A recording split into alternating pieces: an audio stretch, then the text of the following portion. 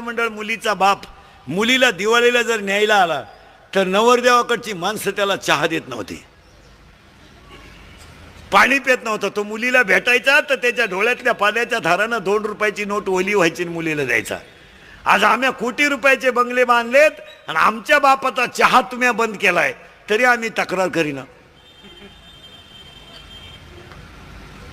याच्यातले जेवढे श्रीमंत माणसं बसलेत कीर्तनाला, एकालाही घरी चहा नाहीये सकाळी.